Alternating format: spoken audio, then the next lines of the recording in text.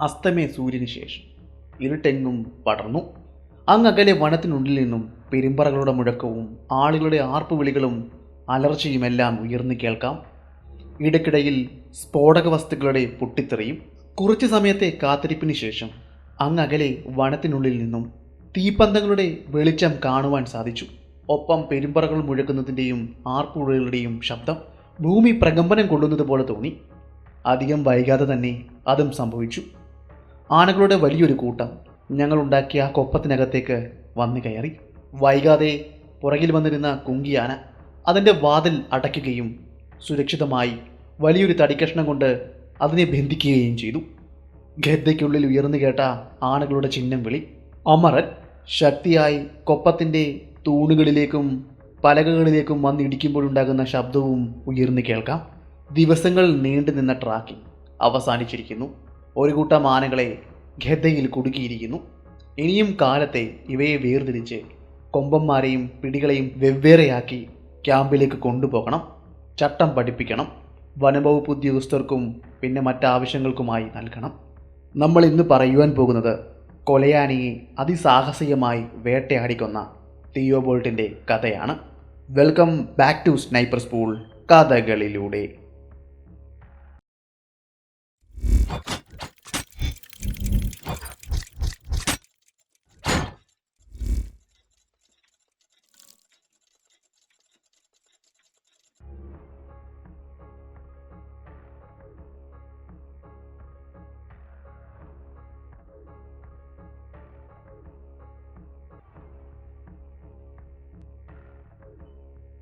ഗധ എന്ന് നിങ്ങൾ കേട്ടിട്ടില്ലേ? കൊപ്പമെന്ന് മലയാളത്തിൽ പറയും. നമ്മൾ ഇതിനു മുന്നേ ചെയ്ത പല കഥകളിലും ഗധയെപ്പറ്റി വളരെ വിശദമായി തന്നെ പറഞ്ഞിട്ടുണ്ട്. എങ്കിലും പുതുതായി കേൾക്കുന്നവർക്ക് വേണ്ടി എന്താണ് ഗധ എന്ന് ഒന്നുകൂടി പറയാം. പണ്ട് ദക്ഷിണ ഇന്ത്യയിൽ വലിയ പ്രചാരത്തിലൊന്നും ഉണ്ടായിരുന്ന ഒന്നായിരുന്നില്ല ഗധ. അന്ന് ആനകളെ പിടിക്കുവാൻ വേണ്ടി ഉപയോഗിച്ചിരുന്നത് കിടങ്ങുകളാണ്. വലിയ കിടങ്ങുകൾ കുഴിച്ചിടുകയും അതിന് മുകളിൽ ചുള്ളിക്കമ്പുകളോ ഇലകളോ മറ്റും ഉപയോഗിച്ച് ആ വലിയ കുഴി മൂടി വയ്ക്കും. വാരിക്കുഴികളെന്നും പറയാറുണ്ട്. അങ്ങനെ കുഴിക്കുന്ന വലിയ വാരിക്കുഴികളിൽ കൂട്ടത്തോടെ വരുന്ന ആനകളിൽ നിന്നും ഏതെങ്കിലും ആനകൾ അതിൽ വീഴും. ഒന്നോ രണ്ടോ.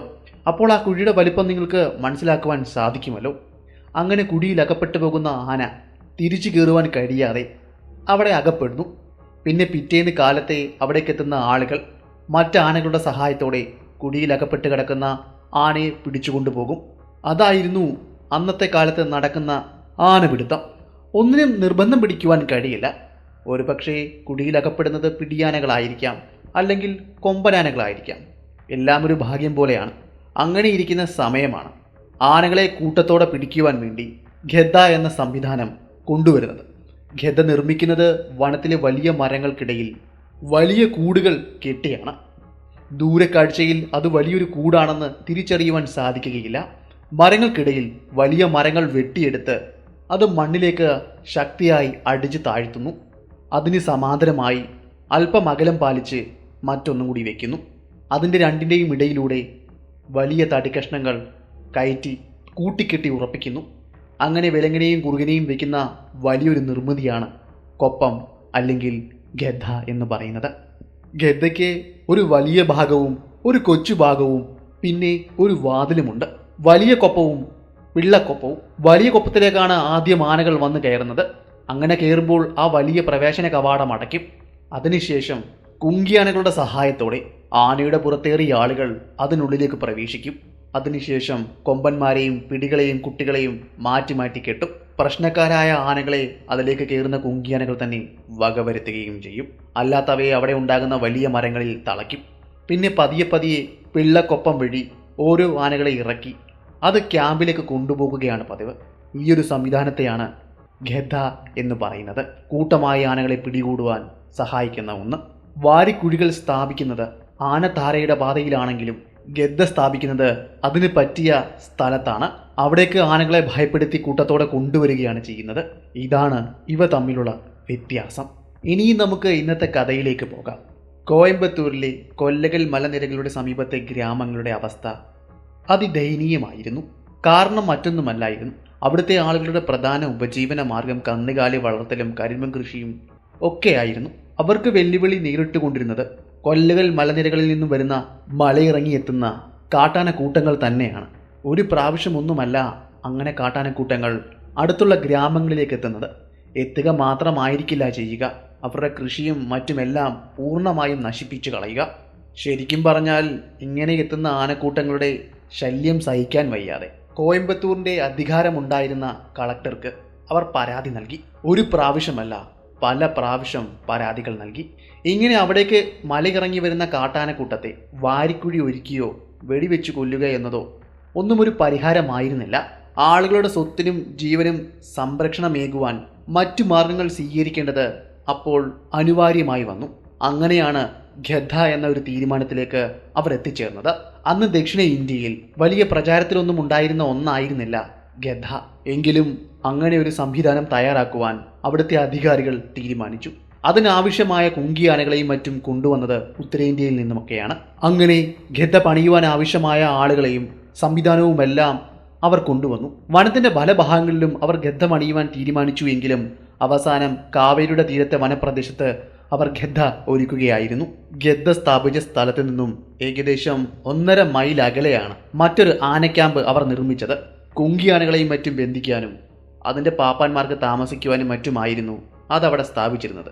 പിന്നെ കൊപ്പത്തിനരികിൽ തന്നെയാണ് അവിടുത്തെ ജോലിക്കാർക്കും ഫോറസ്റ്റ് ഉദ്യോഗസ്ഥർക്കും വേണ്ട ക്യാമ്പുകളും മറ്റും തയ്യാറാക്കിയത്. അങ്ങനെ ഖെദ്ദയുടെ പണിയെല്ലാം പൂർത്തിയാക്കിയ ശേഷം ഏകദേശം 200ഓളം വരുന്ന ആളുകളെയാണ് ആനകളെ ട്രാക്ക് ചെയ്യുവാനും രാത്രിയിൽ തീപ്പന്തങ്ങളുടെയും പെരുമ്പറകളുടെയും സഹായത്തോടെ ഭയപ്പെടുത്തി കൊപ്പത്തിലേക്ക് കൊണ്ടുവരുവാനും തയ്യാറാക്കി നിർത്തിയത്. അവർക്ക് വേണ്ട സഹായങ്ങളും മറ്റുമെല്ലാം പുറത്തുനിന്നും കൊണ്ടുവന്ന ആളുകൾ ചെയ്തു കൊടുത്തിരുന്നു. എങ്ങനെയാണ് ആനകളെ ഭയപ്പെടുത്തേണ്ടത്, എങ്ങനെയൊക്കെയാണ് അവയെ കൊണ്ടുവരേണ്ടത്, ഇവയെല്ലാം വളരെ വ്യക്തമായി തന്നെ അവരോട് വിവരിച്ചു കൊടുത്തിരുന്നു. 1-2 തവണ അതിനുവേണ്ടി തയ്യാറെടുപ്പുകളും അവർ നടത്തിയിരുന്നു. അങ്ങനെ ആഴ്ചകളും മാസങ്ങളും നീണ്ടുനിന്ന ആ കാത്തിരിപ്പിനൊടുവിൽ സമയമാഗതമായിരിക്കുന്നു എന്ന് അവിടുത്തെ അധികാരികൾ അവരോട് പറഞ്ഞു. ആനക്കൂട്ടത്തെ അവിടുത്തെ ആളുകൾ ട്രാക്ക് ചെയ്തിരിക്കുന്നു. ഏകദേശം വൈകുന്നേരമായപ്പോഴേക്കും ആനയെ ട്രാക്ക് ചെയ്ത സംഘം സ്ഥലവും സ്ഥാനവുമെല്ലാം അധികാരികൾക്കും മറ്റുള്ളവർക്കും പറഞ്ഞു കൊടുത്തു.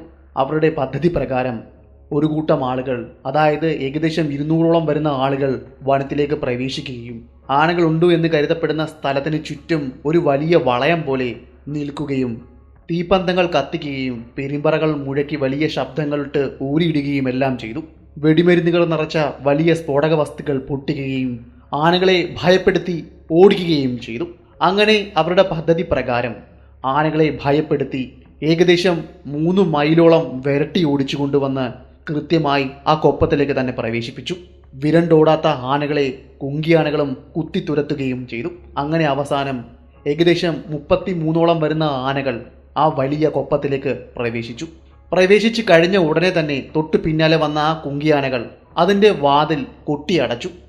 വലിയ തടിക്കഷ്ണം കൊണ്ട് അത് തുറന്നു പോകാത്ത രീതിയിൽ ബന്ധനത്തിലാക്കി. കൊപ്പത്തിലകപ്പെട്ട ആ വലിയ കൂട്ടം ആനകൾ കൊപ്പം തകർക്കാതിരിക്കുവാനും ഒളിച്ചു വെളിയിൽ പോകാതിരിക്കുവാനും വേണ്ടി ആ വലിയ ഗദ്ദയ്ക്ക് ചുറ്റും അവർ വലിയ തീ കൂട്ടി. വാച്ചർമാരുടെയും അവിടെയുള്ള സഹായികളുടെയും സഹായത്തോടെയാണ് അത് സാധ്യമാക്കിയത്. അവിടെ കത്തിപ്പടരുന്ന തീ അതിനുള്ളിൽ പ്രവേശിച്ച ആനകളെ ഭയപ്പെടുത്തി. അതിനുള്ളിൽ നിന്നും വലിയ ചിഹ്നം വിളികളും ചീറ്റലുകളുമെല്ലാം കേൾക്കാമായിരുന്നു. അങ്ങനെ അന്നത്തെ ദിവസം കഴിഞ്ഞു. പിറ്റേന്ന് കാലത്തെ തന്നെ 2-3 കുങ്കിയാനകളെ ആ വലിയ കൊപ്പത്തിലേക്ക് പ്രവേശിക്കുകയും അതിൽ 2-3 കൊമ്പന്മാരെ പിടികൂടുകയും പിള്ളക്കൊപ്പം വഴി പുറത്തേക്ക് കൊണ്ടുവരികയും ചെയ്തു. ഏകദേശം മണിക്കൂറുകൾ നീണ്ടുനിന്ന ആ പോരാട്ടത്തിനൊടുവിലാണ് ആ 3 കൊമ്പന്മാരെ അവർക്ക് പുറത്തെത്തിക്കുവാൻ സാധിച്ചത്. അപ്പോഴേക്കും ഉച്ച കഴിഞ്ഞിരുന്നു. പിന്നീട് ആ പിടികൂടിയ ആനയും കൊണ്ട് അവർ ആനക്യാമ്പിലേക്ക് പോയി. പിന്നെ അവർ തിരികെ എത്തിയില്ല. കൊപ്പത്തിലകപ്പെട്ട ആനകളെ കാണുവാൻ വേണ്ടി നിരവധി ആളുകളാണ് അവിടേക്ക് എത്തിയത്. അതിൽ പ്രധാനപ്പെട്ട ഉദ്യോഗസ്ഥരും ഉണ്ടായിരുന്നു.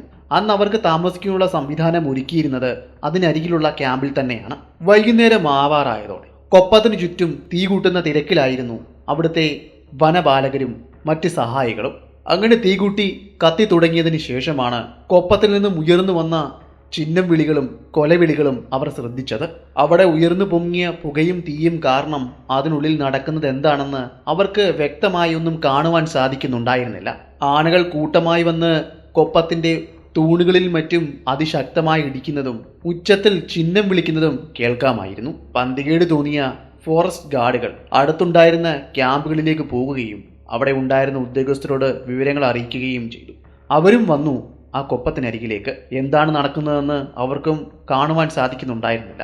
അടുത്തുള്ള വലിയ പൊക്കമേറിയ മരങ്ങൾക്ക് മുകളിലേക്ക് കയറുവാനും എന്താണ് നടക്കുന്നതെന്ന് നിരീക്ഷിക്കുവാനും അവിടെ ഉണ്ടായിരുന്ന ഫോറസ്റ്റ് ഗാർഡുകളോട് പറഞ്ഞു.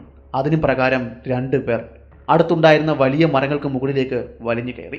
കൊപ്പത്തിന്റെ വശങ്ങളിൽ കത്തിച്ചു വെച്ച ആ തീയിൽ നിന്നും ഉയരുന്ന പുക കാരണം അതിനുള്ളിൽ നടക്കുന്ന കാഴ്ച എന്താണെന്ന് അവ്യക്തമായി മാത്രമേ അവർക്ക് കാണുവാൻ സാധിക്കുന്നുണ്ടായിരുന്നുള്ളൂ. എങ്കിലും ആ കാഴ്ച അവരെ വിറയൽ കൊള്ളിക്കുവാനും അവരുടെ മുഖത്ത് ഭയം ജനിപ്പിക്കുവാനും പോകുന്ന ഒന്നായിരുന്നു.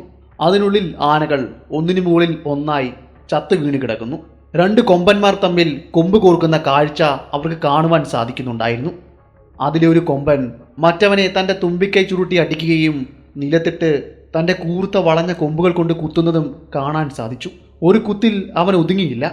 അവിടെ ചരിഞ്ഞു വീണ കൊമ്പൻ്റെ ശരീരത്തിലേക്ക് അവൻ നിരവധി തവണ അവൻ്റെ കൂർത്ത കൊമ്പുകൾ കുത്തിയിറക്കി. അതിനുശേഷം മറ്റാനകൾക്ക് പിന്നാലെ അവൻ ഭ്രാന്ത് പിടിച്ചവനെ പോലെ അലയുന്നു.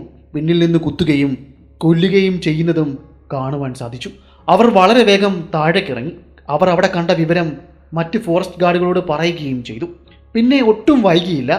അവിടെ നിന്നും ഒരാൾ വളരെ വേഗം തന്നെ 1.5 മൈലുകൾക്കപ്പുറമുള്ള കുങ്കിയാനകളെ താമസിപ്പിച്ചിരിക്കുന്ന ആ ക്യാമ്പ് ലക്ഷ്യമാക്കി ഓടി. അതിന് കാരണം മറ്റൊന്നുമല്ല, നേരം പുലരുമ്പോൾ അതിനുള്ളിൽ ആനകൾ അവശേഷിക്കുമെന്ന് അവർക്ക് യാതൊരു വിശ്വാസവും ഇപ്പോൾ ഇല്ല. വലിയ നഷ്ടമായിരിക്കും ഈ ആനപിടുത്തം മൂലം ഇവർക്കുണ്ടാകുക എന്നും അവർ മനസ്സിലാക്കിയിരിക്കണം. അതിനാലായിരിക്കാം ഈ രാത്രി തന്നെ അവർ ആനക്യാമ്പ് ലക്ഷ്യമാക്കി ഓടിയത്. കുറച്ച് മണിക്കൂറുകൾക്ക് ശേഷം കുങ്കിയാനകളെയും കൊണ്ട് ഒരു സംഘം ആളുകൾ അവിടേക്കെത്തി. ഏകദേശം 4-5 കുങ്കിയാനകൾ ആ സംഘത്തിലുണ്ടായിരുന്നു. എന്നാൽ കൊപ്പത്തിൽ നിന്നും ഉയർന്നു കേൾക്കുന്ന കുലവിളികളും ചീറ്റലുമെല്ലാം ആ കുങ്കിയാനകളെ പോലും ഭയപ്പെടുത്തിയിരിക്കണം. അവർ അവരുടെ തുമ്പിക്കൈ ഉയർത്തുകയും ഗന്ധം പിടിക്കുകയും മാത്രമാണ് ചെയ്തത്. എത്ര അടിച്ചിട്ടും എത്ര പറഞ്ഞിട്ടും ആ കുങ്കിയാനകളിൽ അതിൻ്റെ കവാടത്തിൻ്റെ വാതിലിൽ പോലും പോകുവാൻ മടിച്ചു. അസാമാന്യമായ എന്തോ ആണ് അതിനുള്ളിൽ സംഭവിക്കുന്നതെന്ന തോന്നൽ അവർക്കുമുണ്ടായി. പിന്നെ കുങ്കിയാനകൾ തിരിഞ്ഞ് അവരുടെ ആനക്യാമ്പ് ലക്ഷ്യമാക്കി മടങ്ങി.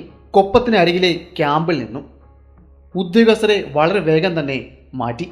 കാരണം മറ്റൊന്നുമായിരുന്നില്ല, കൊപ്പത്തിൻ്റെ തൂണുകളിൽ വന്നിടിക്കുന്ന ശബ്ദം കേൾക്കാമായിരുന്നു. ഇങ്ങനെയാണെങ്കിൽ ഒരുപാട് സമയം ആനകളുടെ ബലത്തെ താങ്ങി നിർത്തുവാൻ ആ കൊപ്പത്തിൻ്റെ വലിയ തൂണുകൾക്കാവില്ല എന്നും അവർക്കറിയാമായിരുന്നു.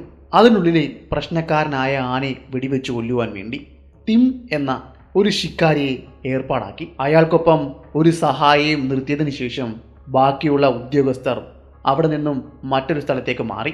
ഒപ്പം അവിടെ ഉണ്ടായിരുന്ന വാച്ചർമാരും സഹായികളും. കാരണം മറ്റൊന്നുമായിരുന്നില്ല, ടിം അവിടെ ഉണ്ടായിരുന്ന മരങ്ങൾക്ക് മുകളിലെല്ലാം കയറിയിരുന്നു എങ്കിലും കൊപ്പത്തിനുള്ളിലേക്ക് വെടിതുറുക്കുവാൻ പാകത്തിനുള്ള ഒരു മരവും അയാൾക്ക് മുന്നിൽ ഉണ്ടായിരുന്നില്ല. ഇനിയുള്ള ഒരേ ഒരു വഴി ഇത് മാത്രമാണ്. കൊപ്പത്തിൻ്റെ കവാടത്തിന് ചുറ്റുമുള്ള തീ അണയ്ക്കുക, അതിൻ്റെ ഇഴിയക്കുള്ളിലൂടെ തോക്കകത്തേക്ക് ചൂണ്ടുക, പ്രശ്നക്കാരനായ ആനയുടെ നേരെ നിറയൊഴിക്കുക. ടിമ്മും തൻ്റെ സഹായിയും കൂടി കൊപ്പത്തിൻ്റെ കവാടത്തിലുണ്ടായിരുന്ന കത്തിക്കൊണ്ടിരുന്ന വിറക് കഷ്ണങ്ങൾ മാറ്റുകയും ആ കവാടം ഒഴിച്ചിടുകയും ചെയ്തു. അങ്ങനെ ഒരാന വിചാരിച്ചാലൊന്നും അതിൻ്റെ കവാടം തുറന്നു വരില്ല എന്ന വിശ്വാസം ടിമ്മിനും ആ സഹായിക്കുമുണ്ടായിരുന്നു. അങ്ങനെ അയാൾ അതിലൂടെ തൻ്റെ തോക്ക് അകത്തേക്ക് ചൂണ്ടി. അയാൾക്കിപ്പം കാണുവാൻ സാധിക്കും അപകടകാരിയായ ആ ആന വിരളി പിടിച്ചുകൊണ്ട് മറ്റാനകളെ ആക്രമിക്കുന്നത്. ഇതിനോടകം തന്നെ ഏകദേശം 20ഓളം ആനകൾ അതിനകത്ത് ചരിഞ്ഞു കിടക്കുന്നു. ഇനിയും വിരലിലെണ്ണാവുന്ന ആനകൾ മാത്രമാണ് ആ കൊപ്പത്തിൽ അവശേഷിക്കുന്നത്.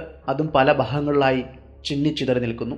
എന്നാൽ അവയ്ക്ക് പിന്നാലെ ഭ്രാന്ത് പിടിച്ചതുപോലെ അവൻ പായുന്നു. അങ്ങനെ പാഞ്ഞുകൊണ്ടിരിക്കുന്ന സമയത്ത് അവൻ്റെ ശരീരം ലക്ഷ്യമാക്കി ആ വേട്ടക്കാരൻ തൻ്റെ റൈഫിൾ ചൂണ്ടി നിറയൊഴിച്ചു. അവിടെ ഉയർന്നു കേട്ട ആ വെടിയുടെ ഒച്ച, ആ തിര വന്ന് തട്ടിയത് ആ കൊമ്പൻ്റെ കൊമ്പിന്മേലായിരുന്നു. അതും കൊമ്പിൽ തട്ടി ദൂരേക്ക് തെറിച്ചു പോകുകയും ചെയ്തു. വെടിയുടെ ഒച്ചയും അവിടെ നിന്നും ഉയർന്ന ആ പ്രകാശവും കണ്ടുകൊണ്ടായിരിക്കണം ആ ഭ്രാന്തനാന ആ വലിയ കൊപ്പത്തിൻ്റെ കവാടത്തിൻ്റെ അരികിലേക്ക് ചാർജ് ചെയ്തു വന്നത്. ചാർജ് ചെയ്ത് വരിക മാത്രമായിരുന്നില്ല ചെയ്തത്, ആഞ്ഞ് ആ കൊപ്പത്തിൻ്റെ കവാടത്തിൽ ഇടിക്കുക കൂടി ചെയ്തു. ആദ്യ ഇടിയിൽ തന്നെ ആ കൊപ്പത്തിന്റെ കവാടത്തിന്റെ ബലം എത്രയാണെന്ന് ടിമ്മിന് മനസ്സിലായി. ഇനിയും ഇവിടെ നിന്നാൽ കൂടുതൽ അപകടം വിളിച്ചു വരുത്തുകയുള്ളൂ എന്ന് മനസ്സിലാക്കിയിരിക്കണം. തൻ്റെ കൂടെ ഉണ്ടായിരുന്ന സഹായിയോട് ഓട് എന്ന് പറഞ്ഞതിന് ശേഷം അയാൾ തിരിയുകയും കൊപ്പത്തിന് എതിർദിശയിലേക്ക് വനത്തിനുള്ളിലേക്ക് ഓടി അകലുകയും ചെയ്തു. എന്നാൽ തൻ്റെ സഹായിക്ക് അവിടെ നിന്നും അനങ്ങുവാൻ സാധിക്കുന്നുണ്ടായിരുന്നില്ല. അയാൾ ധരിച്ചിരുന്നത് വെള്ള വസ്ത്രങ്ങളായിരുന്നു. ഒരു ചുവന്ന തുണി കൊണ്ട് അയാൾ തലയിൽ കെട്ടുക കൂടി ചെയ്തിരുന്നു. എന്നാൽ രണ്ടാമത്തെ ഇടിക്ക് കൊപ്പത്തിൻ്റെ വാതിൽ തകരുകയും ഒരു വശത്തേക്ക് ചരിഞ്ഞു വീഴുകയും ചെയ്തു. ആ വലിയ കൊമ്പൻ്റെ മുന്നിൽ പതറിനിന്ന ആ സഹായിയെ അവൻ തൻ്റെ തുമ്പിക്കൈകൊണ്ട് അടിച്ച് നിലത്തിട്ടു. അയാളുടെ തുടയിലേക്ക് അവൻ്റെ മുൻകാലുകൾ വെച്ചമർത്തി. അയാളുടെ ദയനീയമായ ആ രോദനം ആ വനമാകെ ഉയർന്നു കേൾക്കാൻ കഴിഞ്ഞു. തുമ്പിക്കൈ കൊണ്ട് അയാളുടെ രണ്ടാമത്തെ കാലിൽ ചുറ്റി വലിച്ചു കീറി എറിയുകയായിരുന്നു. എന്നിട്ടും അരിശം തീരാത്ത ആ കൊമ്പൻ ഭ്രാന്ത് പിടിച്ചവനെ പോലെ അവിടെ ഉണ്ടായിരുന്ന ക്യാമ്പ് തച്ച് തകർത്തു. അതിനുശേഷം കൊല്ലകൾ മലനിരകളിലേക്ക് പാഞ്ഞുപോയി. അന്നത്തെ ഒറ്റ രാത്രി കൊണ്ട് കമ്പനിക്ക് നഷ്ടം വന്നത് ഏകദേശം 50,000 രൂപയോളം അടുത്താണ്. ഗദ്ദ നിർമ്മിക്കുവാൻ വേണ്ടി വന്ന ചിലവും ക്യാമ്പുകളുടെ തകർച്ചയും എല്ലാം അതിലുൾപ്പെടും. അതുകൂടാതെ ഗദ്ദയിൽ നിന്നും പിടിക്കപ്പെടുന്ന കൊമ്പനാനകളെ വിറ്റുണ്ടാക്കുന്ന പണവും ഇതിൽപ്പെടും. ഇനിയും മിച്ചമെന്ന് പറയുവാൻ ഏകദേശം 3 ആനകൾ കൂടി മാത്രമാണ് ആ കൂട്ടിൽ അവശേഷിച്ചത്. ബാക്കി എല്ലാത്തിനെയും അവൻ കൊന്നുകളഞ്ഞു. ആനകൾക്ക് പുറമെ അവിടെ ഉണ്ടായിരുന്ന ഒരാളുടെ ജീവനും അവൻ എടുത്തുവെന്ന് പറഞ്ഞിരുന്നില്ലേ? ഇതിലൊന്നും അവൻ്റെ കലി അടങ്ങുന്നുണ്ടായിരുന്നില്ല. പിറ്റേന്ന് ഏകദേശം ഉച്ചയായതോടെ വനത്തിനുള്ളിൽ ടിമ്പർ പണിക്ക് വേണ്ടി കൊണ്ടുപോയ 2 ആനകളെ കൂടി ആ കൊമ്പൻ കൊന്നുകളഞ്ഞു. ആനയുടെ പുറത്തേറിയ ആളുകൾ ഭാഗ്യം കൊണ്ട് മാത്രമാണ് രക്ഷപ്പെട്ടതെന്ന് പറയുകയുണ്ടായി. അതിലെ ഒരാന മാത്രമാണ് അവനുടെ കൊമ്പോട് കൊമ്പ് കോർത്തു നിന്ന് അല്പമെങ്കിലും പൊരുതിയത്. എന്നാൽ അവൻ്റെ ബലത്തിന് മുന്നിൽ അവനും കീഴടങ്ങി. കൊമ്പ് കഴുത്തിലേക്ക് കുത്തിയിറക്കിയായിരുന്നു ആ കൊമ്പനെ കൊന്നത്.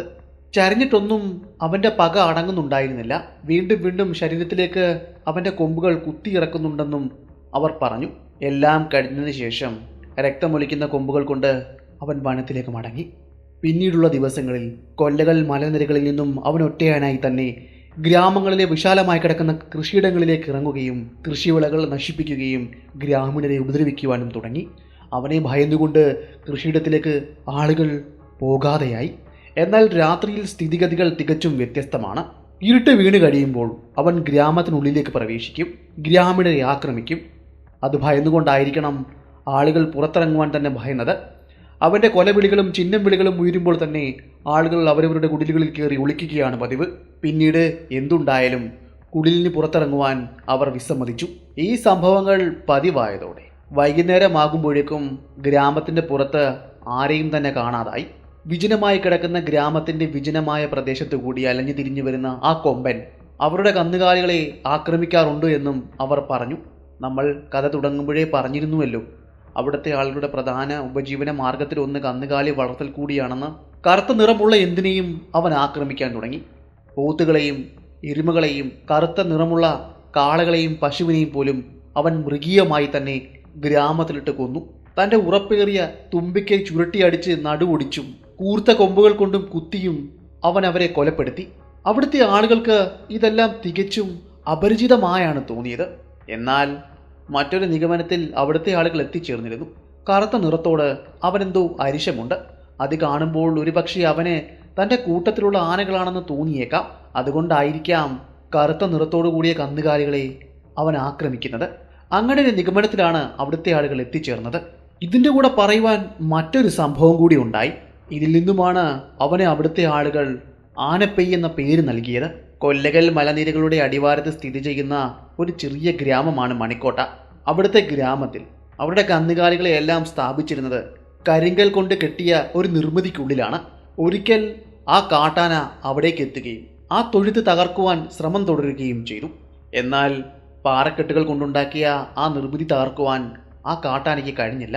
ആ കൂട് തകർക്കുവാൻ വേണ്ടി ആ ആന ഏകദേശം 2 ദിവസം അവിടെ ആ ഗ്രാമത്തിന് സമീപത്ത് ചിലവഴിച്ചു. 3 പരിശ്രമങ്ങൾ അവൻ നടത്തുകയും ചെയ്തു. എന്നാൽ പരാജയം മണത്ത ആ കാട്ടാന തോറ്റ് പിന്മാറുകയാണ് ചെയ്തത്. ആ കൂട്ടിനകത്ത് അന്നുണ്ടായത് 1.5 ഡസനോളം വരുന്ന എരുമകളായിരുന്നു. ഇങ്ങനെയുള്ള പല തുടർ സംഭവങ്ങളും അവിടെ പതിവായതോടെ കൊല്ലകൽ മലനിരകളുടെ അടിവാരത്തിൽ താമസിക്കുന്ന ആളുകൾക്ക് മനസമാധാനം നഷ്ടപ്പെട്ടു തുടങ്ങി. അങ്ങനെ അവിടെ നിന്നും ആളുകൾ മറ്റു പല ഗ്രാമങ്ങളിലേക്കും പലായനം ചെയ്യുവാൻ തുടങ്ങി. അതുമാത്രമായിരുന്നില്ല, കൃഷിയിടങ്ങൾ തരിശുഭൂമിയായി അപ്പോഴേക്കും മാറുവാനും തുടങ്ങിയിരുന്നു. കൊല്ലകൽ മലനിരകളിൽ നിന്നും ഇറങ്ങി വരുന്ന ആ കാട്ടുപിശാച് നമ്മൾ മുന്നേ പറഞ്ഞ ആനകൾക്ക് പുറമെ നാട്ടിലെ 3 ആനകളെ കൂടി കൊന്നുകളഞ്ഞിരുന്നു. അതിലൊന്ന് ഗവൺമെന്റിന്റെ അധികാരത്തിൽ വരുന്ന ആനയായിരുന്നു. മറ്റ് 2 എണ്ണം സ്വകാര്യ വ്യക്തികളുടെയും. പിന്നെ പശുക്കളുടെയും പോത്തുകളുടെയും എരുമകളുടെയും കാര്യം പറയേണ്ടതില്ലല്ലോ. അവന്റെ ശല്യം വല്ലാതെ കൂടി വന്നതോടെ അവിടുത്തെ ആളുകൾ രോക്ഷകുലരാകുകയും വനംവകുപ്പ് ഓഫീസിലേക്കും അവർ ചാർജ് ചെയ്യുകയും ചെയ്തു. അതിനെ തുടർന്ന് മൈസൂർ സംസ്ഥാനത്തിലെ കൊല്ലകൽ ഫോറസ്റ്റ് ഡിപ്പാർട്ട്മെന്റിലെ ഒരു റേഞ്ചർ തൻ്റെ മുകൾ ഉദ്യോഗസ്ഥന് അയച്ച കത്തിൻ്റെ ഉള്ളടക്കമാണ് നമ്മൾ ഇനിയും പറയുവാൻ പോകുന്നത്. ബഹുമാനപ്പെട്ട സാർ, ഇവിടെ ഒരു ഭ്രാന്ത് പിടിച്ച ആന ചെയ്യുന്ന ചെയ്തികളെപ്പറ്റി അറിയിക്കുവാനാണ് ഞാൻ ഈ കത്ത് എഴുതുന്നത്. ഇതിനോടകം തന്നെ അങ്ങ് ഈ ആനയെപ്പറ്റിയുള്ള വിവരം അറിഞ്ഞിരിക്കുന്നു എന്ന് ഞാൻ വിശ്വസിക്കുന്നു. ഏകദേശം 28ഓളം വരുന്ന ആനകളെയാണ് അവൻ ഇതുവരെയും കാലുപിരിക്കഴിച്ചത്. അതിനു പുറമെ കാളകളും പോത്തുകളും പശുക്കളും വേറെ. കറുത്ത നിറത്തോട് അവനെന്തോ അസഹിഷ്ണുതയുള്ളതുപോലെയാണ് ഞങ്ങൾക്ക് തോന്നുന്നത്. ഇവിടുത്തെ ആളുകൾ ഓരോ നിമിഷവും ഭയന്നുകൊണ്ടാണ് ജീവിക്കുന്നത്.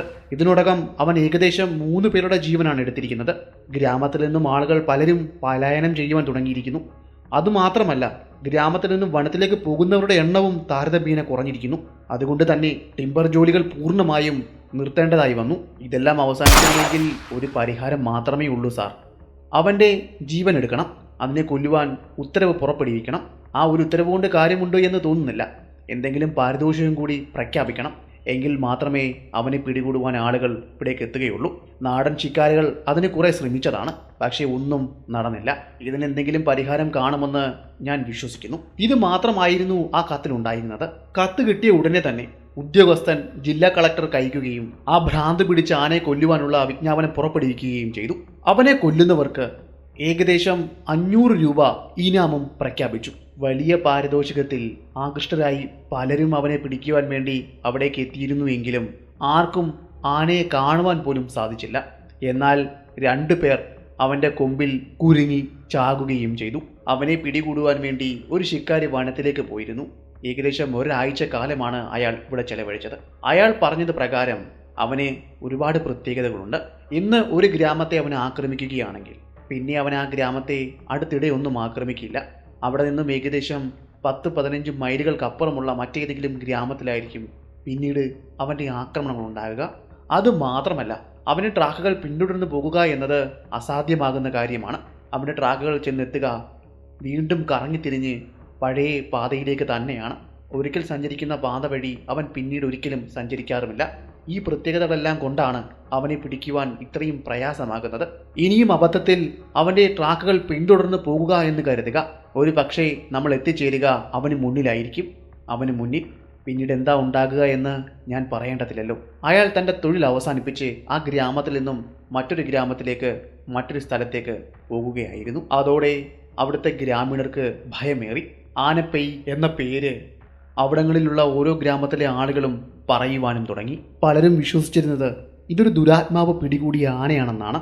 അവൻ്റെ ശല്യം ഒഴിഞ്ഞു പോകുവാൻ വേണ്ടി പല പൂജകളും പല കർമ്മങ്ങളും, എന്തിനേറെ പറയണം, കുരുതികൾ പോലും അവിടുത്തെ ഗ്രാമത്തിലെ ആളുകൾ നടത്തി. എന്നാൽ ഒന്നിനും ഒരു പ്രതിവിധി കണ്ടെത്തുവാൻ സാധിച്ചില്ല. അങ്ങനെയിരിക്കെ വയനാട്ടിൽ നിന്നും ക്യാപ്റ്റൻ ഗോൾഫ്രേ എന്ന ഒരു ആനവേട്ടക്കാരൻ അവിടേക്കെത്തി. കൃത്യമായി പറഞ്ഞാൽ ഏകദേശം 1 മാസക്കാലം അയാൾ കൊല്ലകൽ മലനിരകളിലും അവിടുത്തെ ഗ്രാമങ്ങളിലൂടെയും നടന്നു. എന്നിട്ടൊന്നും യാതൊരു പ്രയോജനവും ഉണ്ടായില്ല. 1 മാസങ്ങൾക്കപ്പുറം അദ്ദേഹവും തിരിച്ച് വയനാട്ടിലേക്ക് തന്നെ പോയി. അങ്ങനെ ഇരിക്കുന്ന സമയമാണ് ഈ ആനയുടെ ശല്യം സഹിക്കാൻ വയ്യാതെ മദ്രാസിലെ ഗദ്ദ ജോലികൾക്ക് നേതൃത്വം നൽകുന്ന ജോർജ് സാൻഡേഴ്സണിന്റെ അസിസ്റ്റന്റായ തിയോ ബാൾട്ട് എന്ന ഒരു ആനവേട്ടക്കാരനെ ജോർജ് സാൻഡേഴ്സന്റെ നിർദ്ദേശപ്രകാരം ഇവിടേക്ക് വിടുന്നത്. ആന ക്യാമ്പിന്റെയും ഗദ്ദയുടെയും ചുമതല ഉള്ളതുകൊണ്ട് മാത്രമാണ് ജോർജ് സാൻഡേഴ്സണിനെ കൊല്ലകൽ മലനിരകളിൽ നാശം വിതയ്ക്കുന്ന ആനപ്പൈ എന്ന പേരിൽ അറിയപ്പെടുന്ന ഈ കൊലകൊല്ലിയെ കൊല്ലുവാൻ സാധിക്കാതെ പോയത്. അതുകൊണ്ട് മാത്രമാണ് അദ്ദേഹം ഇവിടേക്ക് വരാതെ തൻ്റെ പ്രിയ ശിഷ്യനെ ഇവിടേക്ക് അയച്ചത്. ജോർജ് സാൻഡേഴ്സന്റെ കൂടെ നിരവധി വേട്ടയാടകളിൽ പങ്കെടുത്ത ഒരു വ്യക്തി കൂടിയാണ് തിയോ ബാൾട്ട്. തന്നെ ഗവൺമെൻറ് ഏൽപ്പിച്ച ജോലി താൻ 2 കൈ നീട്ടി സ്വീകരിച്ചു. അധികം വൈകാതെ തന്നെ കൊല്ലകൽ മലനിരകളിലെ ഗ്രാമങ്ങളിലേക്ക് അയാൾ എത്തിച്ചേർന്നു. അവിടെ ഉണ്ടായിരുന്ന തദ്ദേശികരായ വേട്ടക്കാരെ അയാൾ വിളിച്ചു വരുത്തി. കൂടാതെ കുറേ ട്രാക്കർമാരെയും. പിന്നെ അവിടുത്തെ ആളുകളെയും അവരിൽ നിന്നെല്ലാം അവിടെ ഉണ്ടായ സംഭവങ്ങളെപ്പറ്റി കൂടുതൽ വിവരങ്ങൾ ചോദിച്ചു മനസ്സിലാക്കി. അതുകൂടാതെ നമ്മൾ മുന്നേ പറഞ്ഞില്ലായിരുന്നോ കഥയുടെ തുടക്കത്തിൽ ടിം എന്ന ഒരു വേട്ടക്കാരനെ പറ്റി? അയാളെ കണ്ടെത്തുകയും അയാളുടെ കാര്യങ്ങൾ വ്യക്തമായി ചോദിച്ചു മനസ്സിലാക്കുകയും ചെയ്തു. അവരിൽ നിന്നെല്ലാം അറിഞ്ഞ വിവരങ്ങളുടെ അടിസ്ഥാനത്തിൽ ആനപ്പൈ എന്ന ആ പിശാചിനെ പറ്റിയുള്ള പൂർണ്ണമായ വിവരവും അയാൾ മനസ്സിലാക്കി. തദ്ദേശീയരായ വേട്ടക്കാരോട് അയാൾ വിശദമായി തന്നെ സംസാരിച്ചിരുന്നു എന്ന് പറഞ്ഞില്ലേ? ആ കാട്ടാനയെ പിടിക്കുവാൻ വേണ്ടി അവരെന്തൊക്കെ പദ്ധതികളാണ് തയ്യാറാക്കിയത്, ആ പദ്ധതികളിൽ എന്തൊക്കെയാണ് പരാജയപ്പെട്ടു പോയത്, ഇനി എന്തെല്ലാം പദ്ധതികളാണ് നിങ്ങളുടെ മുന്നിലുള്ളത്, ഇതെല്ലാം അവരോട് ചോദിച്ചറിഞ്ഞു. നമ്മൾ മുന്നേ പറഞ്ഞില്ലേ പോത്തുകളോടും ഇരുമുകളോടുമുള്ള ആ ആനയുടെ പകയെപ്പറ്റി? അത് മുതലെടുത്തുകൊണ്ട് അവിടുത്തെ ആളുകൾ ഒരു പദ്ധതി തയ്യാറാക്കിയിരുന്നു. മേൽക്കൂരയില്ലാത്ത വലിയൊരു തൊഴുത്ത് അവർ സ്ഥാപിച്ചു. ആ തൊഴുത്തിന് വശത്തായി വലിയൊരു കുഴി തുറന്നു. ആ കുഴിയിലേക്ക് ശിക്കാരികൾ കയറിയിരുന്നു. ആ കുഴിക്ക് ചുറ്റും അവർ ഒരു വേലി കെട്ടി. വേലിക്ക് പുറത്ത് പോത്തുകളെ വാങ്ങിച്ചു കെട്ടി. ഏകദേശം ഒരാഴ്ചക്കാലം അവർ ആ തൊഴുത്തിൽ കഴിഞ്ഞു, ചാണകത്തിൻ്റെയും പ്രാണികളുടെയും കടിയും ദുർഗന്ധവും സഹിച്ചുകൊണ്ട്. അങ്ങനെ ഒരിക്കൽ ഒരു രാത്രിയിൽ അത് സംഭവിച്ചു. ആനയുടെ ചൂര് അവർക്ക് കൃത്യമായി മനസ്സിലാക്കുവാൻ സാധിച്ചു. എരുമകൾ വല്ലാതെ കരയുന്നതും അവർ ആളുകളിരിക്കുന്ന വേലിക്കരികിലേക്ക് കൂട്ടം കൂടി നിൽക്കുന്നതും അവർ അറിഞ്ഞു. തങ്ങളുടെ കൈവശം കരുതിയിരുന്ന റൈഫിളുടെ സേഫ്റ്റി ക്യാപ്പ് റിമൂവ് ചെയ്ത് ഒരു ഷോട്ട് എടുക്കുവാൻ വേണ്ടി അവർ തയ്യാറായിരുന്നു. എന്നാൽ മണിക്കൂറുകൾ കഴിഞ്ഞിട്ടും ഒന്നും തന്നെ അവിടെ സംഭവിച്ചില്ല. നേരം പുലർന്നു കഴിഞ്ഞ് കന്നുകാലി തൊഴുത്തിന് ചുറ്റും അവർ ഒന്ന് പരിശോധിച്ചു. അപ്പോൾ പുതുതായി അവിടെ പതിഞ്ഞ ആനയുടെ കാൽപ്പാടുകൾ അവർ കാണുവാനിടയായി. മനുഷ്യന്റെ സാന്നിധ്യം മനസ്സിലാക്കിയത് കൊണ്ടായിരിക്കാം ആ കൊലയാന ഇവിടേക്ക് പ്രവേശിക്കാതെ മടങ്ങി വനത്തിലേക്ക് തന്നെ പോയതെന്ന് അവർ പറഞ്ഞു. എന്നാൽ ആ ട്രാക്ക് പിന്തുടർന്നുകൊണ്ട് വനത്തിലേക്ക് പോയി അവനെ കൊല്ലുക എന്നതും അസാധ്യമാണ്. കാരണം അവന് മറ്റൊരു പ്രത്യേകത കൂടിയുണ്ട്. അവൻ നടന്നുകൊണ്ട് മുന്നിലേക്ക് പോകുകയാണെങ്കിൽ, അവന് ഭക്ഷണം കഴിക്കണമെങ്കിൽ അവൻ ആഹാരം തിരിഞ്ഞു നിന്നാണ് കഴിക്കുന്നത്. അതായത് ആ ട്രാക്ക് പിന്തുടർന്നുകൊണ്ട് ഒരു വേട്ടക്കാരൻ പോകുകയാണെങ്കിൽ വളരെ വേഗം തന്നെ അവരുടെ സാന്നിധ്യം അവന് മനസ്സിലാക്കുവാൻ സാധിക്കുകയും ഇടത്തോട്ടോ വലത്തോട്ടോ മാറി വനത്തിനുള്ളിൽ മറഞ്ഞിരിക്കുവാനും അവന് കഴിയും. വേട്ടക്കാരുടെ ഇടത്ത് ഭാഗത്തു നിന്നോ വലത്ത് ഭാഗത്തു നിന്നോ ഒരു ചിഹ്നവിളി ഉയരുകയോ അല്ലെങ്കിൽ ആക്രമണം അഴിച്ചുവിടുവാനും അവന് കഴിയും. സാന്നിധ്യം മനസ്സിലാക്കി കഴിഞ്ഞാൽ അവരെ പരിഹസിച്ചുകൊണ്ട് ഒരു ചിഹ്നവിളി വിളിച്ചുകൊണ്ട് വനത്തിനുള്ളിലേക്ക് ഓടി മറയും. പിന്നെ അവിടെ നിന്നും ഏകദേശം 10-20 മൈലുകൾ അപ്പുറമുള്ള മറ്റേതെങ്കിലും ഗ്രാമത്തിലായിരിക്കും അവൻ പ്രത്യക്ഷപ്പെടുന്നത്. ഇത് സൂചിപ്പിക്കുന്നത് ആനയുടെ കുശാഗ്ര ബുദ്ധിയെയാണ്. മണിക്കൂറോളം അവിടുത്തെ ആളുകളുമായി അയാൾ സമയം ചെലവഴിച്ചു. അങ്ങനെ പലരിൽ നിന്നും പല അഭിപ്രായങ്ങളും ഉണ്ടായി. എന്നാൽ ഗ്രാമത്തലവിൽ നിന്നുമുണ്ടായ ഒരു അഭിപ്രായം അത് തള്ളിക്കളയുവാൻ തിയോബോൾട്ടിനാവുമായിരുന്നില്ല. അതിങ്ങനെയായിരുന്നു: ഗെയിം ഹണ്ടിങ്ങിന് വേണ്ടി ഉപയോഗിക്കുന്ന 2 പിടിയാനകളെ കൊണ്ടുവരണം. പിടിയാനകൾക്ക്, പ്രത്യേകിച്ച് ഗെയിം ഹണ്ടിങ്ങിന് ഉപയോഗിക്കുന്ന ആനകൾക്ക്, കൊമ്പനാനകളുടെ സാന്നിധ്യം വളരെ വേഗം തിരിച്ചറിയുവാൻ സാധിക്കും. അതുമാത്രമല്ല, കൊമ്പനാനകൾ ഇവയുടെ സാന്നിധ്യം തിരിച്ചറിയുന്നതിന് മുന്നേ തന്നെ തുമ്പിക്കൈ ഉയർത്തി അവയുടെ കൃത്യമായ സ്ഥാനം കാണിച്ചു കൊടുക്കുകയും ചെയ്യും. ഗ്രാമത്തിലേക്ക് ഗെയിം ഹണ്ടിങ്ങിന് വേണ്ടി എത്തുന്ന പലരും ഇങ്ങനെയുള്ള ആനകളെ കൊണ്ടുവരാറുണ്ട്, അയാൾ പറഞ്ഞു. അദ്ദേഹത്തിൻ്റെ ആശയത്തോട് തിയോബാൾട്ട് യോജിച്ചു. അതിന് പ്രകാരം തിയോബാൾട്ടും തൻ്റെ സഹായിയും അദ്ദേഹത്തിൻ്റെ നിർദ്ദേശപ്രകാരം പുറത്തുനിന്നും ഗെയിം ഹണ്ടിങ്ങിന് വേണ്ടി ഉപയോഗിക്കുന്ന 2 പിടിയാനകളെ കൊണ്ടുവന്നു. അങ്ങനെ അതിൻ്റെ പുറത്തേറി ഏകദേശം ഒരാഴ്ചക്കാലം ഗ്രാമത്തിന് ചുറ്റുമുള്ള വനത്തിലൂടെ അവർ ആന പെയ്യുന്ന ആ കൊമ്പനാനയെ. അങ്ങനെ അവരുടെ 8ാമത്തെ ദിവസം വനത്തിനുള്ളിലൂടെ ഏകദേശം 15 മൈലോളം അവർ സഞ്ചരിച്ചു കഴിഞ്ഞു. ഉച്ചയായതോടെ ഒരു ഇല്ലിക്കാടിന് സമീപത്ത് അവർ എത്തിച്ചേർന്ന് കാണാം. അങ്ങനെ എത്തിച്ചേർന്നപ്പോൾ പെട്ടെന്ന് പിടിയാനകൾ അവിടെ നിന്നു.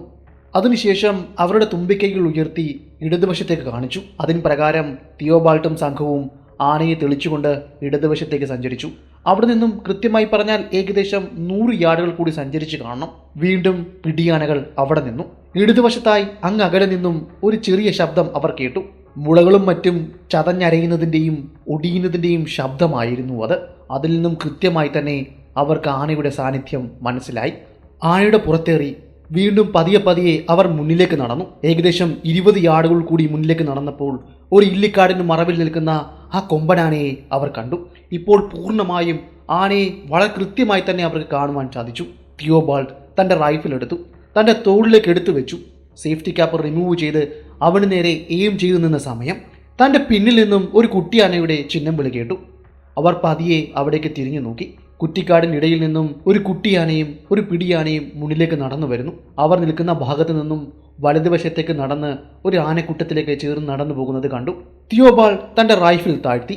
അവർ ഉദ്ദേശിക്കുന്ന ആന ഇതല്ല എന്ന് അവർക്ക് മനസ്സിലായി. അല്പസമയത്തെ കാത്തിരിപ്പിന് ശേഷം ആ കൊമ്പനാനയും അവിടെ നിന്നും മടങ്ങി ആ കൂട്ടത്തിൽ ചേർന്നു.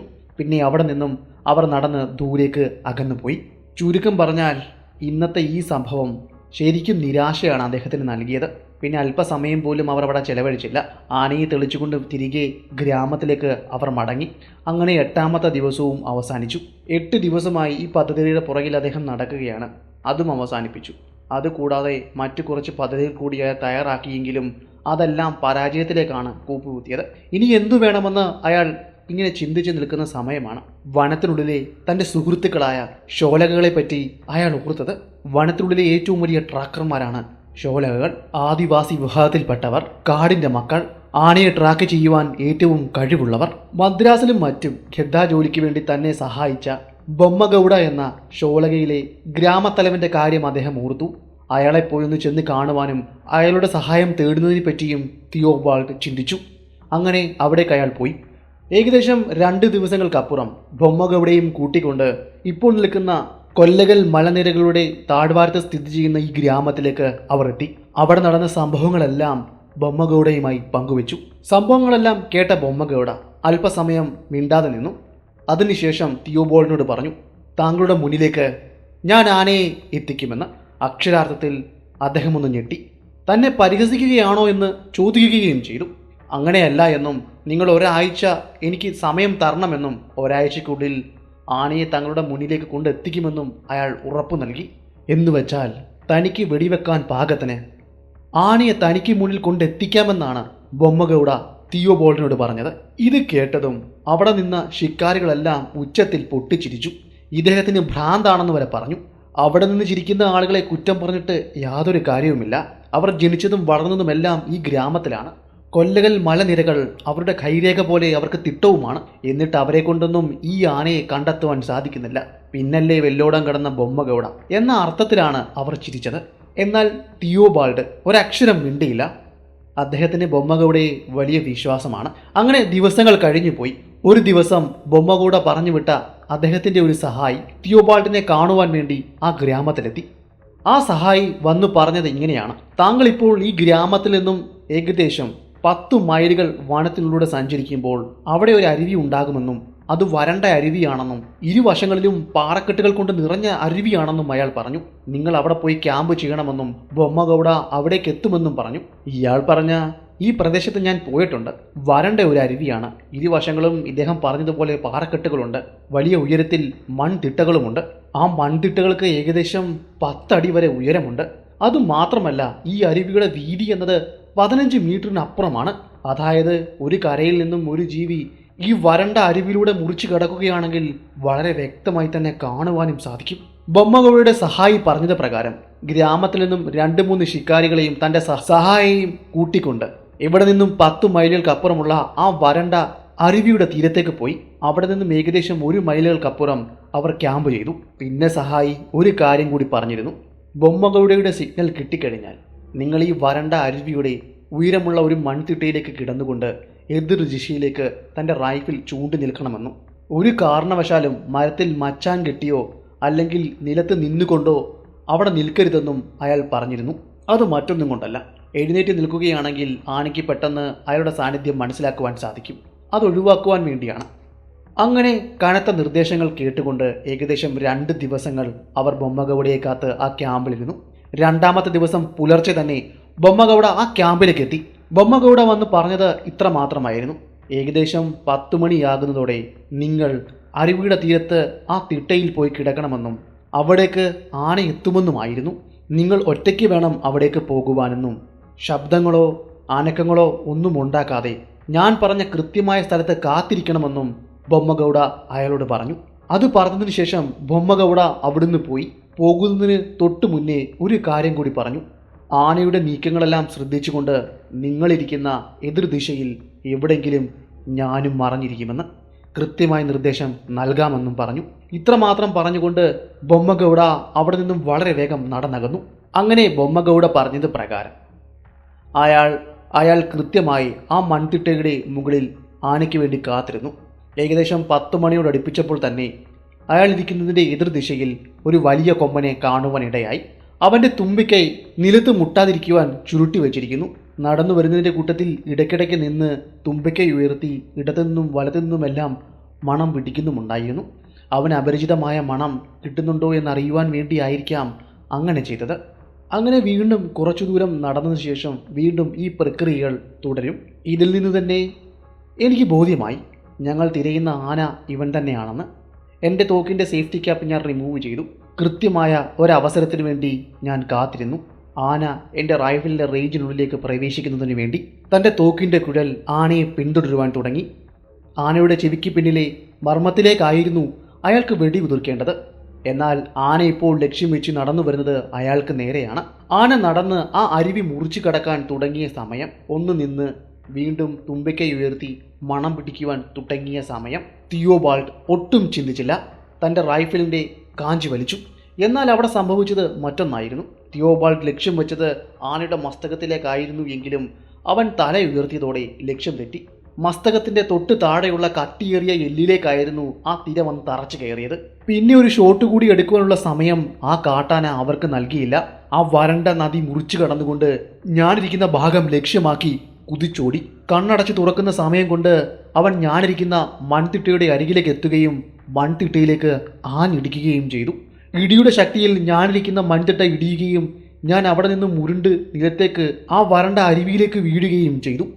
അവൻ്റെ ആ ഇടിയിൽ ഭൂമിയൊന്ന് പ്രകമ്പനം കൊണ്ട പോലെ തോന്നി. അവൻ്റെ കൊമ്പുകൾ ആ മൺതിട്ടയിലേക്ക് ആഴത്തിൽ കുത്തിയിറങ്ങി. അവൻ ഞാൻ നിലത്ത് വീഴുന്നത് കണ്ടു കാണില്ല. വളരെ വേഗം ഞാൻ അവിടെ നിന്ന് എഴുന്നേറ്റു. അപ്പോഴേക്കും എൻ്റെ തോക്ക് ദൂരേക്ക് തെറിച്ച് വീണ് കഴിഞ്ഞിരുന്നു. ആ തോക്ക് ഓടിയെടുക്കുവാൻ എനിക്ക് കഴിഞ്ഞില്ല. വരണ്ട അരുവിയിലെ കല്ലുകൾക്ക് മുകളിലൂടെ ഞാൻ കുതിച്ചോടി. പെട്ടെന്ന് ഒരു ശബ്ദം കേട്ട് തിരിഞ്ഞു നോക്കി. ഞാനിരുന്ന മൺതിട്ട കാണുവാനില്ല. അത് പൂർണ്ണമായും ആന ഇടിച്ചു നിരത്തിയിരുന്നു. ഞാൻ അരുവിയിലൂടെ ഓടുന്ന ശബ്ദം കേട്ടുകൊണ്ടായിരിക്കണം ആന വീണ്ടും എനിക്ക് നേരെ തിരിഞ്ഞത്. അങ്ങനെ ആനയും എനിക്ക് നേരെ ചാർജ് ചെയ്തു വന്നു. ജീവൻ മുറുക്കെ കൈ പിടിച്ചുകൊണ്ട് അരുവിയിലെ ഉരുളൻ കല്ലുകൾക്ക് മുകളിൽ ചവിട്ടി ഞാൻ കുതിച്ചോടി. അങ്ങനെ കുതിച്ചോടുമ്പോഴും എൻ്റെ കണ്ണുകൾ വശങ്ങളിലെ തിട്ടയിലേക്കായിരുന്നു. ഏതെങ്കിലും ഒരു താഴ്ന്ന ഭാഗത്തുകൂടി എനിക്ക് വളരെ വേഗം ഉയർന്ന ഭാഗത്തേക്ക് കയറുവാൻ സാധിക്കുമോ എന്നായിരുന്നു ഞാൻ നോക്കിയിരുന്നത്.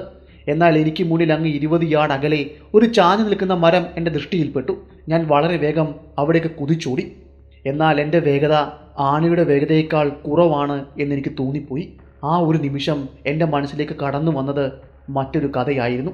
ഗദ്ദയിൽ അന്ന് രാത്രിയിൽ അരങ്ങേറിയ ആ സംഭവം, ആ വേട്ടക്കാരൻ്റെ കൂടെ ഉണ്ടായിരുന്ന സഹായിക്ക് സംഭവിച്ച ആ ദാരുണ അന്ത്യം എനിക്കും ഉണ്ടാകുമോ എന്ന് ഞാൻ ഒരു നിമിഷം ഭയന്നുപോയി. പിന്നെ വളരെ വേഗം ഞാൻ കുതിച്ചോടി. അങ്ങനെ ഓടുന്നതിൻ്റെ കൂട്ടത്തിൽ ഒരു മൺതിട്ട ഞാൻ കാണുവാനിടയായി. വളരെ വേഗം ഞാൻ ആ മൺതിട്ടയ്ക്കരികിലേക്ക് ഓടുകയും പെട്ടെന്ന് തന്നെ ആ മൺതിട്ടയ്ക്ക് മുകളിൽ നിന്നും ഒരു കൈ താഴേക്ക് വീഴുകയും എൻ്റെ കയ്യിൽ മുറുക്കെ പിടിക്കുകയും എന്നെ വലിച്ച് മുകളിലേക്ക് ഇടുകയും ചെയ്തു. മുകളിലേക്ക് കയറിയപ്പോഴാണ് അതാരായിരുന്നു എന്ന് ഞാൻ കണ്ടത്. അതെ, ബൊമ്മഗൗഡ. ബൊമ്മഗൗഡ വന്നില്ലായിരുന്നുവെങ്കിൽ ഒരു പക്ഷേ ഞാനും ആ വരണ്ട അരുവിയിൽ ഉരുളൻ കല്ലുകൾക്കുമേൽ ചതഞ്ഞരഞ്ഞേനെ. ഞാൻ അവിടെ കയറിയതിന് തൊട്ടു പിന്നാലെ തന്നെ ആ കൊലകൊമ്പനും അവിടെ എത്തിയിരുന്നു. അവിടെ എത്തുകയും അവിടെ നിന്ന് ചിഹ്നം വിളിക്കുകയും എല്ലാം ചെയ്യുന്നുണ്ടായിരുന്നു. അവൻ്റെ അരിശം അവിടെ തീർത്തു. ആ മൺതിട്ടയിലേക്ക് അവൻ്റെ കൊമ്പുകൾ കൊണ്ട് ശക്തമായി ഇടിക്കുകയും അത് തകർത്തുകൊണ്ട് മുകളിലേക്ക് വലിഞ്ഞു കയറുവാൻ ശ്രമം നടത്തുകയും ചെയ്തു. എന്നാൽ അവൻ അതിൽ പരാജിതരായി. എന്നാൽ ഈ ഒരു അവസരം മുതലെടുക്കുവാൻ എനിക്ക് സാധിച്ചില്ല. കാരണം എൻ്റെ കൈവശം ഇപ്പോൾ റൈഫിൽ ഉണ്ടായിരുന്നില്ല. അല്പസമയം ആ കാട്ടാന അവിടെ സമയം ചെലവഴിച്ച ശേഷം അരുവിയിലൂടെ തന്നെ അവൻ മുന്നിലേക്ക് നടന്നു നീങ്ങി. അപ്പോഴേക്കും ബൊമ്മഗൗഡയുടെ സഹായിയായ ഷോലക യുവാവ് അവിടേക്ക് എത്തിയിരുന്നു. എൻ്റെ കയ്യിൽ നിന്ന് നഷ്ടപ്പെട്ടു പോയ റൈഫിൽ എടുത്തുകൊണ്ടായിരുന്നു അവൻ അവിടേക്ക് എത്തിയത്. ആന ആ മൺതിട്ടയിലേക്ക് വന്ന് ഇടിക്കുന്നതും ഞാൻ തെറിച്ചു വീഴുന്നതും തോക്ക് കയ്യിൽ നിന്ന് പോകുന്നതുമെല്ലാം ദൂരെ നിന്ന് ബൊമ്മഗൗഡ കാണുന്നുണ്ടായിരുന്നു. അപ്പോൾ തന്നെ ആ ഷോലക യുവാവിനെ ആ തോക്ക് വീണ്ടെടുക്കുവാൻ വേണ്ടി പറഞ്ഞയച്ചിരുന്നു. റൈഫിൽ എൻ്റെ കയ്യിൽ തന്നിട്ട് ബൊമ്മഗൗഡ എന്നോട് പറഞ്ഞു, ഈ കാട്ടുവഴിയിലൂടെ മുറിച്ചു കടന്നു പോയാൽ നിങ്ങൾക്ക് ഈ നദിയുടെ ഏറ്റവും മുകളിലത്തെ ഒരു ഭാഗത്ത് എത്തിച്ചേരുവാൻ സാധിക്കും. ആന അവിടെ എത്തുന്നതിനേക്കാൾ മുന്നേ നിങ്ങൾക്ക് എത്തുവാൻ കഴിയും.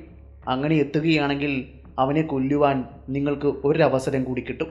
അദ്ദേഹം പറഞ്ഞു തീർന്നതും ഞാനും ആ ഷോലക യുവാവും കൂടി അവിടം ലക്ഷ്യമാക്കി കുതിച്ചോടി. ബൊമ്മഗൗഡ പറഞ്ഞതുപോലെ തന്നെ ആ കാട്ടാന അവിടെ എത്തുന്നതിന് മുന്നേ തന്നെ അവർ ഇരുവരും അവിടെ എത്തിയിരുന്നു. അവിടെ ഉണ്ടായിരുന്ന നദിയുടെ തീരത്തെ ഒരു കുറ്റിക്കാടിനുള്ളിലേക്ക് അവർ മറഞ്ഞിരുന്നു. അവർക്ക് അങ്ങ് ദൂരെ നിന്നും ആന നടന്നു വരുന്നത് കാണുവാൻ സാധിക്കുന്നുണ്ടായിരുന്നു. അവർ ഇരിക്കുന്നതിൽ നിന്നും താഴ്ചയിലാണ് ആന ഇപ്പോൾ ഉള്ളത്. ആ കുറ്റിക്കാടിൽ നിന്നും പുറത്തേക്ക് അല്പം എഴഞ്ഞിരുന്നതിന് ശേഷം തോക്കിൻ്റെ കുഴൽ അങ്ങോട്ട് ചൂണ്ടി നിന്നു. തോക്കിൻ്റെ റേഞ്ചിനുള്ളിലേക്ക് ആന വരുന്നതും കാത്ത് തിയോബാൾട്ട് അങ്ങനെ അക്ഷമനായിരുന്നു.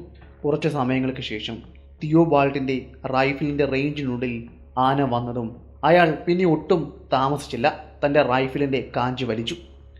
ആദ്യത്തെ തിര തറച്ചു കയറിയിരുന്ന ഭാഗത്തു നിന്നും രക്തം ഒലിച്ചിറങ്ങുന്നുണ്ടായിരുന്നു. ആ രക്തം അവൻ്റെ തുമ്പിക്കൈ വഴി താഴേക്ക് ഇറ്റ് വീഴുന്നുമുണ്ടായിരുന്നു. ഇതെല്ലാം തിയോബാൾട്ടിനെ കാണുവാൻ സാധിക്കുന്നുണ്ടായിരുന്നു. എന്നാൽ ഇത്തവണ ആ മസ്തകത്തിനുള്ളിലൂടെ തൻ്റെ രണ്ടാമത്തെ തിര തുളച്ചു കയറ്റുവാൻ തിയോബാൾട്ടിന് സാധിച്ചു. തൻ്റെ രണ്ടാമത്തെ വെടി കൃത്യം ലക്ഷ്യം കണ്ടതും ആന ഒരു വശം ചരിഞ്ഞ് ആ വരണ്ട അരുവിയിലേക്ക് മറിഞ്ഞു വീണു. അവിടെ നിന്നും പതിയെ പുറകിലേക്ക് നിരങ്ങിപ്പോകുവാനും തുടങ്ങി. ചെറിയ ഒഴുക്ക് മാത്രമുള്ള ആ വരണ്ട അരുവിയിൽ ആനയുടെ മസ്തകത്തിൽ നിന്നും പുറത്തേക്ക് ഒഴുകിയെത്തിയ അവൻ്റെ രക്തവും കലർന്നിരുന്നു. രക്തം കലർന്ന ആ ചെറിയ അരുവി ഒഴുകി ദൂരേക്ക് അകന്നുപോയി. കൊല്ലകൾ മലനിരകളെ വിറപ്പിച്ച, ഗ്രാമങ്ങളെ ഭയത്തിൻ്റെ മുൾമുനയിലേക്ക് ആഴ്ത്തിയിരുന്ന ആ കൊമ്പനെ പറഞ്ഞയച്ചിരിക്കുന്നു. വനത്തിലെ ആദിവാസികൾക്ക് ആനകളെ ആകർഷിച്ച് വാരിക്കുഴികളിലേക്ക് വീഴ്ത്താൻ അറിയാവുന്ന മന്ത്രങ്ങൾ അറിയാമെന്ന് ഞാൻ കേട്ടിട്ടുണ്ട്. അതിലേതെങ്കിലും ഒരു മന്ത്രമായിരിക്കാം ബൊമ്മഗൗഡ ഇവിടെ പ്രയോഗിച്ചിരിക്കുന്നത്. എന്തായാലും അദ്ദേഹം എങ്ങനെയാണ് ഈ ആനയെ ഇവിടേക്ക് എത്തിച്ചതെന്ന് എനിക്കിപ്പോഴും അറിയില്ല. നമ്മുടെ ഇന്നത്തെ കഥ ഇവിടെ കൊണ്ട് അവസാനിക്കുകയാണ്. ഞാൻ ഇന്ന് പറഞ്ഞ ഈ കഥ നിങ്ങൾക്ക് ഇഷ്ടമായെങ്കിൽ ചാനൽ ഒന്ന് സബ്സ്ക്രൈബ് ചെയ്യുക. അതുപോലെ നിങ്ങളുടെ ഇഷ്ടം കമൻറ്റിലൂടെയും ലൈക്കിലൂടെയും അറിയിക്കുക. അപ്പോൾ പുതിയൊരു വീഡിയോയുമായി അടുത്ത ദിവസം വരുന്നതായിരിക്കും. അതുവരെ ഗുഡ് ബൈ.